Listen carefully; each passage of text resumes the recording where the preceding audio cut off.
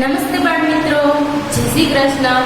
Shri universal school દ્વારા આયોજિત online શિક્ષણ કાર્યમાં હું આપ સૌનું હાર્દિક સ્વાગત કરું છું.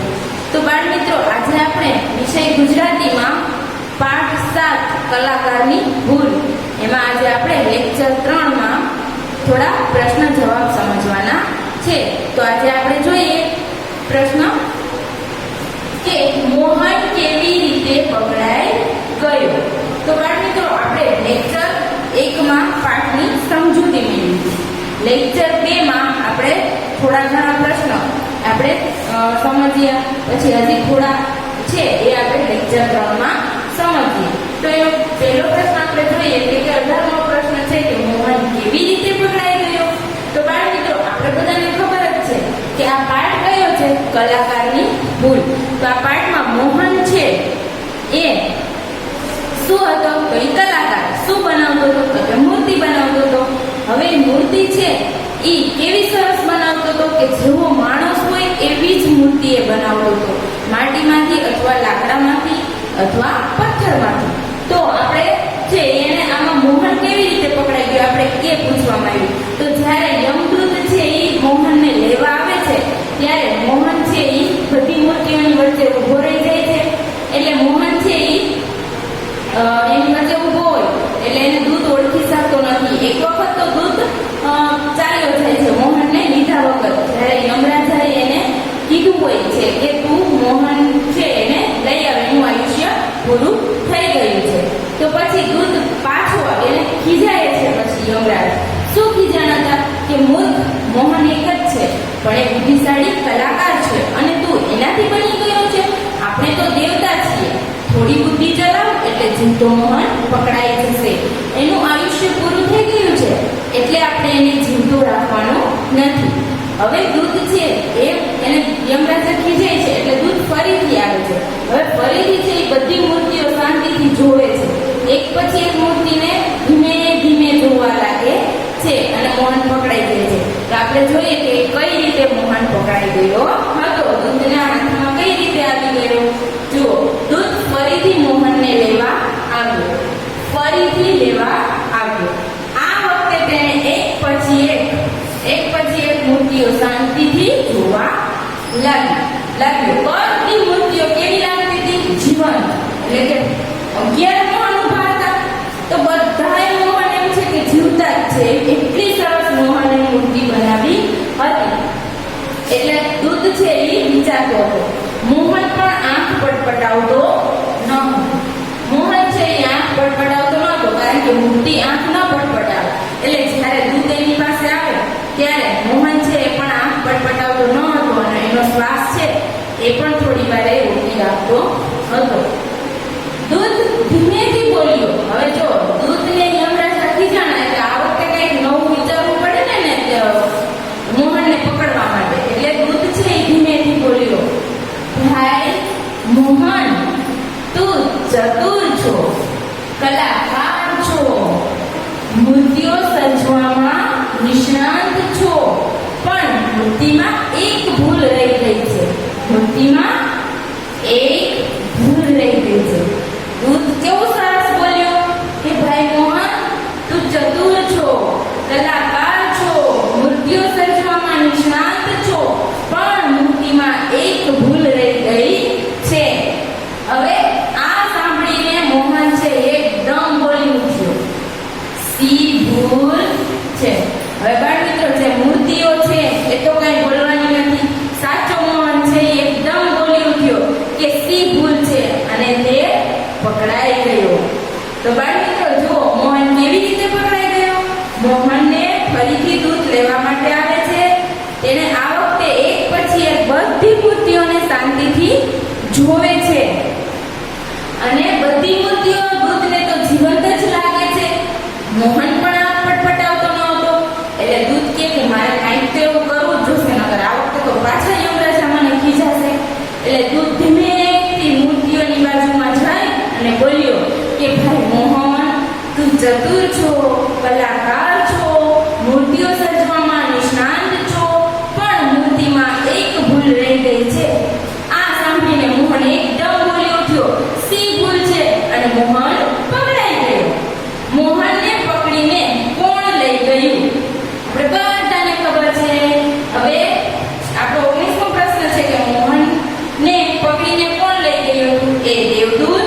બી યમરાજ, સી મહાદેવ કે ડી ઇન્દ્ર? તો યમરાજ નતા આપણે લેવા. કોણ આવ્યું હતું? એનો દૂત એટલે કે દેવદૂત.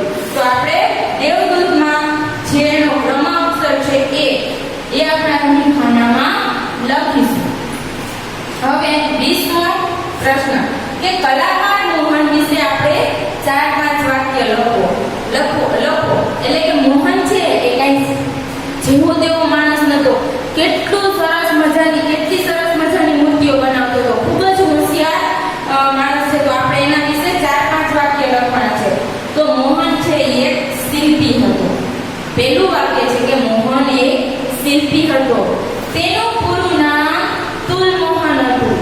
લોકો તેને મોહન કહીને જ બોલાવતા હતા. મોહન અદ્ભુત અને આબેહૂબ મૂર્તિઓ બનાવતો હતો. તેની બનાવેલી મૂર્તિ જોઈ અને બધા દંગ રહી જતા. દંગ એટલે કે જોતા જ રહી જતા. હવે આપણે જોઈએ કલાકાર મોહન વિશે 4-5 વાક્ય લખો. તો મોહન છે એ એક શિલ્પી હતો. તેનું પૂરું નામ તુલમોહન હતું. લોકો તેને મોહન કહીને જ બોલાવતા હતા. અને મોહન છે એ અદ્ભુત અને આબેહૂબ મૂર્તિઓ બનાવતો હતો. અને એને જે બનાવેલી હતી એ મૂર્તિઓને જોઈ અને લોકો દંગ જ રહી જતા હતા. તો બાળ મિત્રો, હવે આપણે આગળનો પ્રશ્ન જોઈએ કે મોહનને લેવા દૂતની જગ્યાએ તમને મોકલવામાં આવે તો તમે શું કરો? આપણે નમૂના રૂપે ઉત્તર આપવાનો છે. કે જો મોહનની બદલે મોહનને લેવા દૂતની જગ્યાએ તમે જાઓ તો તમે શું કરો? તો દૂતને લેવા મોહનની જગ્યાએ મને મોકલવામાં આવે તો હું એવો રમૂજી ટૂચકો કહું કે મોહન હસી પડે. તો બાળ મિત્રો, આપણે રમૂજી ટૂચકો એટલે કે કઈ હસવું, બહુ હસવું આવે એવી વાત કહેવી. કોઈ જોક્સ છે એવો સરસ મજાનો કે ખૂબ હસવું આવે, પેટ પકડીને આપણે હસીએ એવી, અથવા કોઈ પણ બીજી વાત હોય એ આપણે કહીએ અને મોહન જો હસવા માંડે તો આપણે એને આપણી સાથે લઈ જઈએ ને. એવી જ રીતે જો મોહનને હું પકડવા જાઉં તો હું એવો રમૂજી ટૂચકો કહું કે મોહન સીધો હસી પડે. મોહનની જગ્યાએ બીજો પ્રશ્ન જોઈએ તો મોહનની જગ્યાએ તમે ઊભા હો તો તમે શું કરો? હવે મોહનની જગ્યાએ જો હું ઊભી હોઉં તો મોહનની જગ્યાએ હું ઊભો હોઉં તો દૂતની મૂંઝવણથી મનમાં હરખાવ એટલે કે હું ખુશ થાવ કે મોહન છે એ હું આવ્યો એટલે હું મોહન છું. હું એટલે કે તો હું છે ને દૂત જે લેવા માટે આવ્યો છે તો એ મૂંઝાય છે કે આમાંથી કયો સાચો મોહન હશે. એવી એની મૂંઝવણથી હું મનમાં હરખાવ અને મારી કલા ઉપર ગૌરવ અનુભવું. પરંતુ છેવટે હું તેની સાથે જવા તૈયાર થઈ જાઉં, પણ હું મોતથી ડરવું નહીં. જો બાળ મિત્રો, તમને પણ પ્રશ્ન પૂછવામાં આવે કે મોહનની જગ્યાએ તમે ઊભા હો તો તમે શું કરો? તો લખવાનું કે મોહનની જગ્યાએ જો હું ઊભો અથવા ઊભી હોઉં તો દૂતની મૂંઝવણથી મનમાં હું ખૂબ જ હરખાવ અને મારી કલા એટલે કે મેં જે આ મૂર્તિઓ બનાવી છે એનાથી દૂત મૂંઝવણમાં મુકાઈ ગયો એ કલા માટે હું ગૌરવ અનુભવું, પરંતુ છેવટે હું તેમની સાથે જવા તૈયાર થઈ જાઉં. હું મોતથી ડરું નહીં. હવે બાળ મિત્રો, આપણે આગળનો પ્રશ્ન જોઈએ કે શબ્દ ચોરસમાંથી શબ્દ શોધી અને શબ્દનો ઉપયોગ કરીને વાક્ય લખવાનું છે. તો પહેલા તો આપણે જે શબ્દ આપ્યા છે એ શબ્દ આપણે આમાંથી ગોતવાના છે. તો પહેલો શબ્દ કયો છે? ચતુર. તો બાળ મિત્રો, અહીંયા બોક્સમાં અહીંયા ચતુર શબ્દ છે. તો આપણે ચતુર શબ્દ છે એ અહીંયા લખી દીધો. હવે તરકીબ. તો તરકીબ ક્યાં છે? તરકીબ. તો આપણે અહીં તરકીબમાં એક છે એનું ગોતી અને આપણે અહીંયા ચોરસ કરી દઈએ એટલે આપણને ખબર પડે કે અહીંયા તરકીબ છે. એટલે તરકીબ પણ લખાઈ ગયો. હવે છે દેવદૂત. એટલે કે જો દેવદૂત આ રીતે છે ક્રોસમાં, એટલે કે અહીંયા આપણે કરીશું દેવદૂત.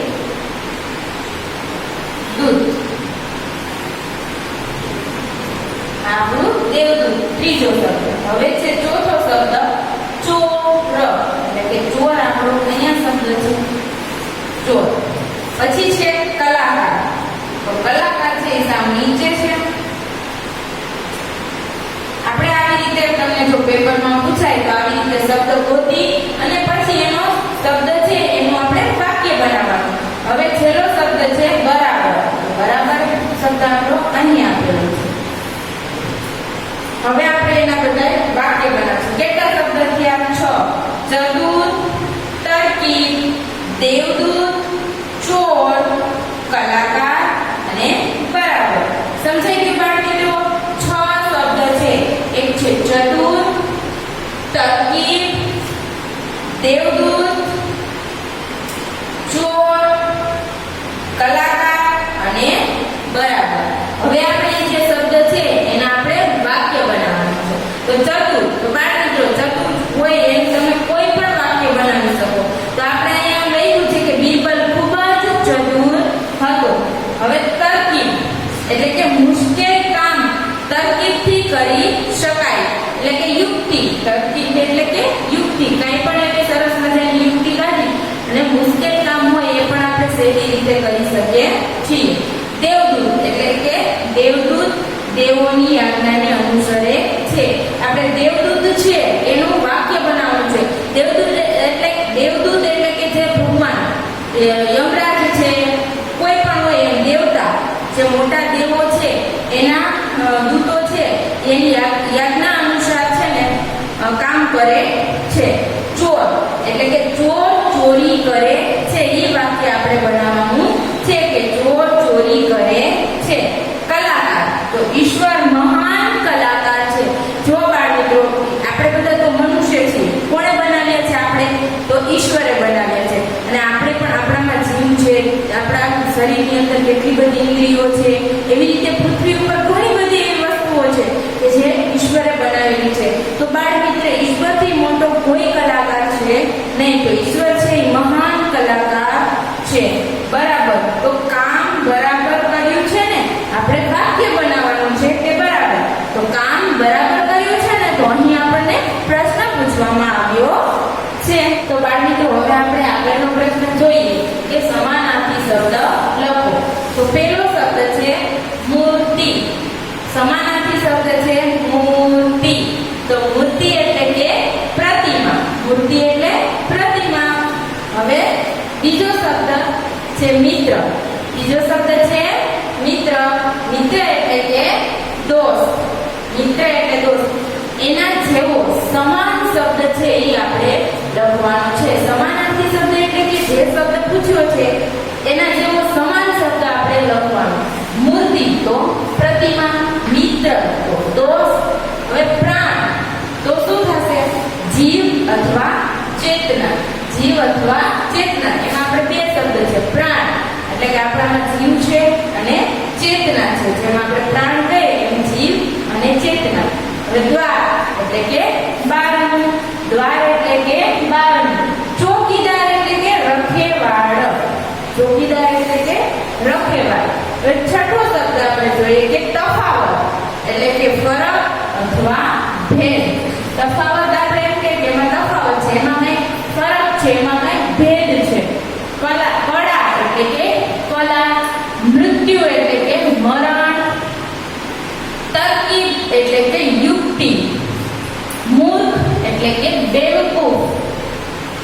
હોશિયાર એટલે ચાલાક. અને આયુષ્ય એટલે કે આવરદા. આયુષ્ય એટલે કે આવરદા. નિષ્ણાત એટલે કે હોશિયાર. તુચ્છ એટલે હલકું. અને ભૂલ એટલે ખામી અથવા ચૂક. ભૂલ એટલે કે ખામી અથવા ચૂક. તો આપણે જોઈએ કે મૂર્તિ એટલે કે પ્રતિમા, મિત્ર એટલે દોસ્ત, પ્રાણ એટલે જીવ ચેતના, દ્વાર એટલે કે બારણું, ચોકીદાર એટલે રખેવાળ, તફાવત એટલે ફરક અથવા ભેદ, કળા એટલે કે કલા, મૃત્યુ એટલે કે મરણ, તરકીબ એટલે કે યુક્તિ, મૂર્ખ એટલે કે બેવકૂફ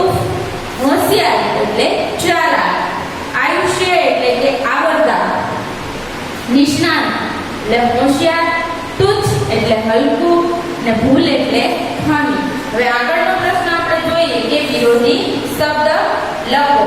વિરોધી શબ્દ એટલે કે જે શબ્દ પૂછ્યો છે એનો વિરોધ જવાબ આપવાનો છે. મિત્ર, આપણો મિત્ર છે તો સામે શું આવે વિરોધમાં? તો કે શત્રુ અથવા દુશ્મન.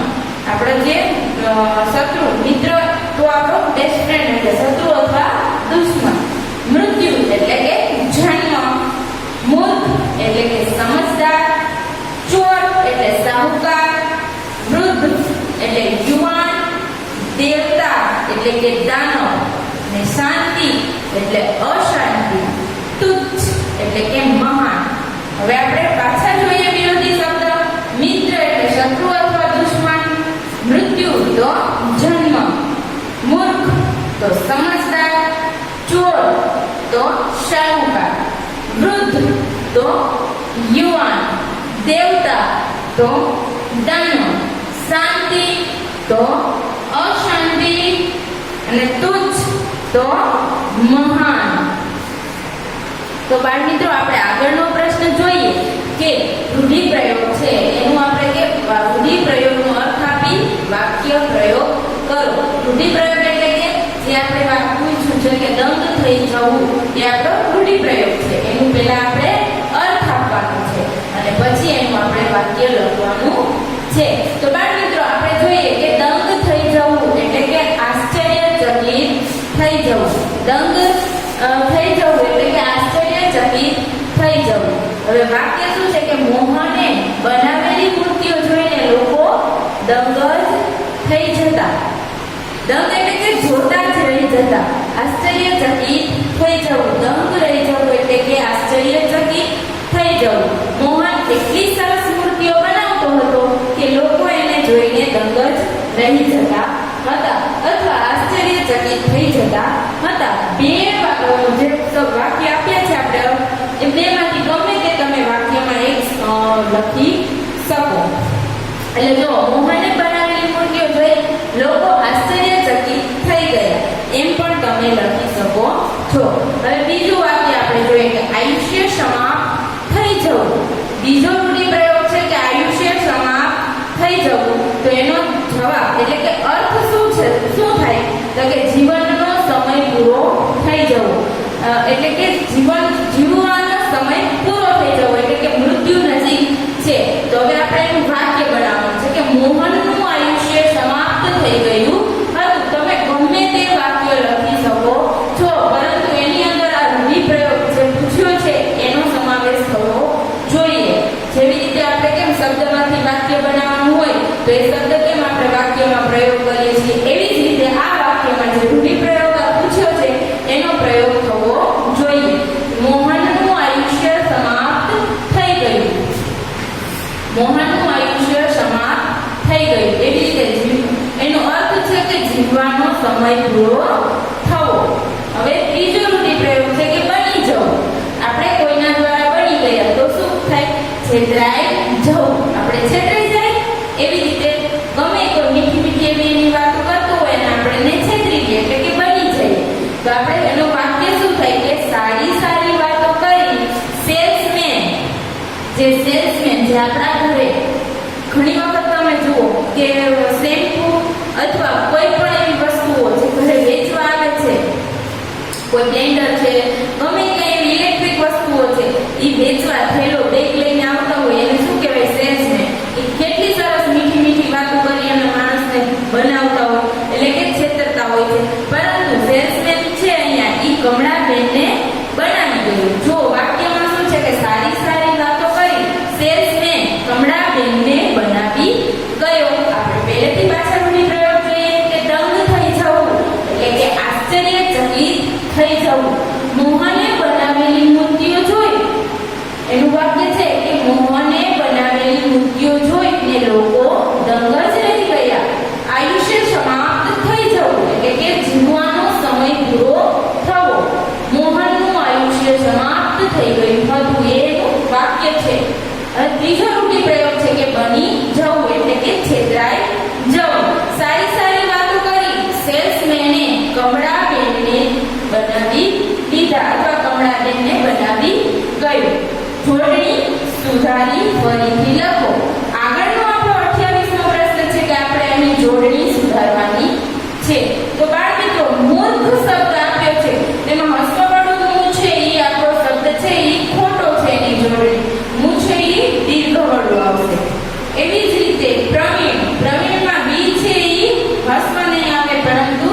દીર્ઘ આવશે. હોશિયારમાં સ છે એ મીંડાવાળો આવશે.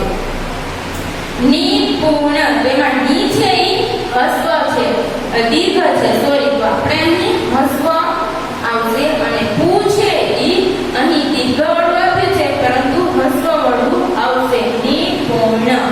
એવી જ રીતે આપણે આગળનો શબ્દ જોઈએ કે શિલ્પી, તો એમાં સી છે એ દીર્ઘ આપી છે, તો આપણે અહીં શું આવશે? હસ્વ સી આવશે. એટલે કે અહીં હસ્વ સી કરી અને શિલ્પી એ આપણી જોડણી સાચી છે. હવે છઠ્ઠો શબ્દ છે કે આબેહૂબ, એટલે કે આબેહૂબ. હવે અહીંયા દીર્ઘ હસ્વ વાળું છે, એની જગ્યાએ શું આવશે? દીર્ઘ વાળું. એટલે કે આપણો હું છે અહીં આપણે જોડણી સુધારવાની છે. અદ્ભુત, અદ્ભુતમાં દ છે એ થોડો આવશે અને અદ્ભુત તો અદ્ભુત જ છે પરંતુ દ છે એ થોડો લખવાનો છે. હવે મૂર્તિ, મૂર્તિમાં ર છે એ તની ઉપર રેફ તરીકે આવી જશે અને મુ છે એ દીર્ઘ વાળું આવશે અને મુ છે એ હસ્વની જગ્યાએ દીર્ઘ વાળું. ર છે એ આપણે અહીં રેફમાં લીધો છે અને તી છે એ આપણે જે અહીં દીર્ઘ છે એ આપણે હસ્વ કરવાની છે, એટલે કે મૂર્તિ. ભૂલ, જે ભૂલમાં હસ્વ વાળું ભૂ છે એની જગ્યાએ દીર્ઘ વાળું ભૂ કરવાનું છે, એટલે કે દીર્ઘ વાળું ભૂ કરો એટલે એ જોડણી આપણી સાચી પડે. હવે નિષ્ણાંત, તો નિષ્ણાંતમાં ની છે એ દીર્ઘની હસ્વ થઈ જશે.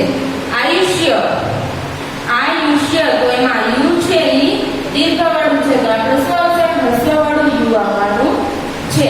હવે બુદ્ધિશાળી, બુદ્ધિશાળીમાં સ છે એ સસ્તાનું નહીં પરંતુ મીંડાવાળો શ આવશે. આપણે ફરીથી એક વખત જોઈ જઈએ કે મૂર્ખ એટલે કે જે દીર્ઘવાળું છે એ મૂર્ખ.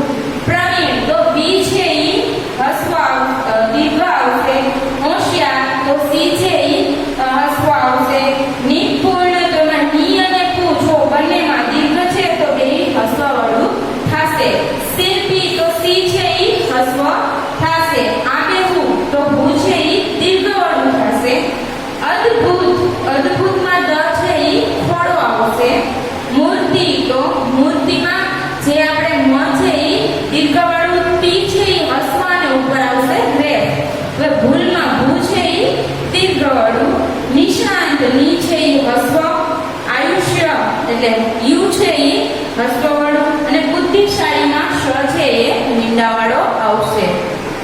બાળ મિત્રો, હવે આપણે આગળનો પ્રશ્ન જોઈએ કે શબ્દકોશના ક્રમમાં છે એ આપણે શબ્દ ગોઠવવાના છે. તો આપણે જોઈએ કે શબ્દકોશના ક્રમમાં ગોઠવવાના હોય એટલે કે આપણે જો બધા જ શબ્દ અલગ અલગ અક્ષરથી ચાલુ થતા હોય તો આપણે ટકાવારી પ્રમાણે લખવાના છે. અને પહેલા આવશે સ્વર. જો પહેલા શબ્દની પહેલો અક્ષર જો સ્વરથી ચાલુ થતો હોય તો પહેલા સ્વર લખવાનો હશે, પછી ટકાવારી પ્રમાણે. અને જો એમાં એક જ અક્ષરથી એટલે કે ક થી કે ખ થી જ બધા અક્ષરના પહેલો અક્ષર જે ચાલુ થતો હોય શબ્દ, તો આપણે એ બારાક્ષરી પ્રમાણે આપણે લખવાના છે. એટલે ક, ખ, ક, કા, કી, કુ એવી રીતે લાઈનમાં આપણે લખવું જવાનું છે. તો બાળ મિત્રો, આ તો આપણા બધા જ શબ્દ અલગ અલગ છે, તો આપણે ટકાવારી પ્રમાણે લખવાનું છે. તો ક, ખ, ગ, ઘ, તો પહેલો અક્ષર આવ્યો ચ, તો આપણે અહીં લખીશું ચતુર.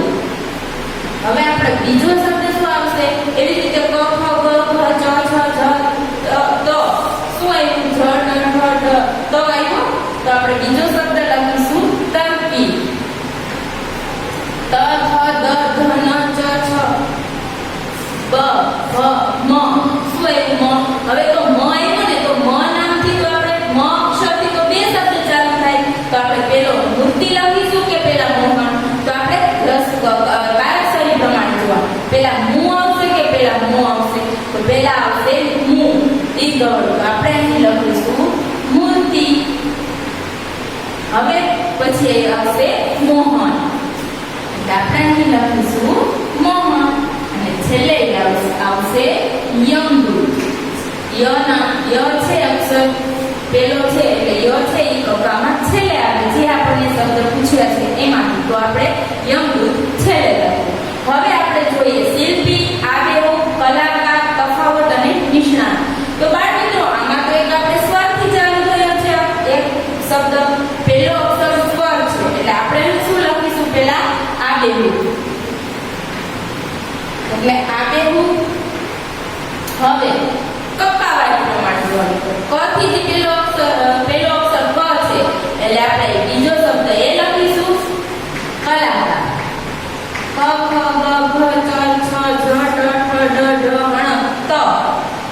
આપણે લખીશું તફાવત. પછી ક ખ દ ધ ન એટલે આપણે લખીશું નિષ્ણાંત. અને છેલ્લે અક્ષર કયો રહ્યો શબ્દ? સોરી, છેલ્લો શબ્દ કયો રહ્યો? શિલ્પી. એટલે આપણે છેલ્લે લખીશું શિલ્પી. સમજાઈ ગયું ને બાળ મિત્રો બધાને?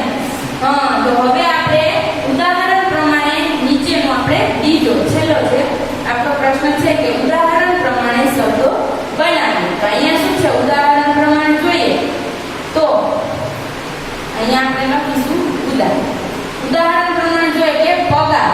તો પગારદાર. આપણને પૂછ્યું પગારદાર, તો આપણે અહીંયા શું છેલ્લે દાર શબ્દ લગાડવાનો છે. ચોકીદાર. શું લખવાનું બાળ મિત્રો? તમને જે રીતે ઉદાહરણમાં પૂછ્યું હોય કે લાલ રંગની 5 વસ્તુના નામ લખો, તો આપણે લાલ રંગની 5 વસ્તુના નામ લખવાના. તમને અહીંયા આપણને સૂચના જ આપી કે ઉદાહરણ પ્રમાણે શબ્દ બનાવવાના છે.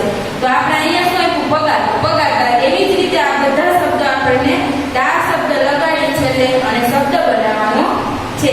કામદાર. બીજો શબ્દ કયો છે? કામદાર. અહીંયા શું છે? ધાર. તો ધારદાર. એવી જ રીતે દુકાન. તો દુકાનદાર. એવી જ રીતે દામ. તો દામદાર.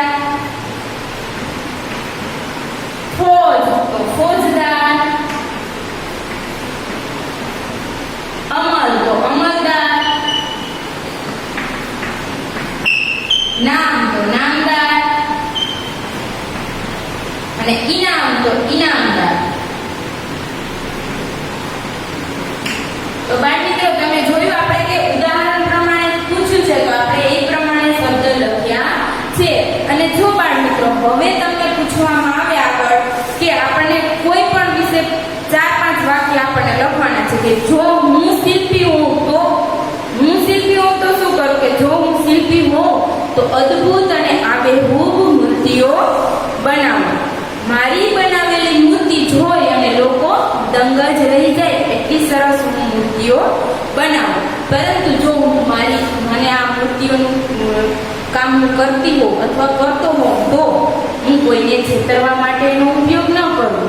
અને જો મારી કલા છે એ હું બીજા બાળકોને પણ શીખવું અને હું મારા આ કાર્ય બદલ ખૂબ જ એ કાળજી રાખું. અને હું કોઈને આ કામ કરતી હોઉં, ધારો કે મારામાં આ કલા હોય કે હું શિલ્પી હોઉં, હું પથ્થરમાંથી, માટીમાંથી અથવા લાકડામાંથી જો મૂર્તિ બનાવતી હોઉં સરસ મજાની, તો હું કોઈને છેતરું નહીં અને હું બીજા બાળકોને પણ એ કાર્ય કરતા શીખવું. તો બાળ મિત્રો તમે પણ જો તમને એમ કે તમે શિલ્પી હો તો તમે શું કરો, એટલે એના વિશે તમારે 4 થી 5 વાક્ય લખવાના કે તો તમે આ રીતે લખી શકો કે હું એક શિલ્પી હું તો સરસ મજાની અદ્ભુત અને આબેહૂબ મૂર્તિઓ બનાવું, કોઈને છેતરી હું મારા કાર્યથી કોઈને છેતરું નહીં એની હું ખાસ કાળજી રાખું. હું બીજા બાળકોને પણ જો મને આવડતી હોય એ કલા હું બીજા બાળકોને પણ શીખવું. હવે મારે બનવું, હું શું બનવું એમ કે મારે શું બનવું છે તો તમારે લખવાનું. તમારે જે બનવું હોય, તમારી જે ઈચ્છા હોય એના વિશે તમે 4 થી 5 વાક્ય લખી શકો.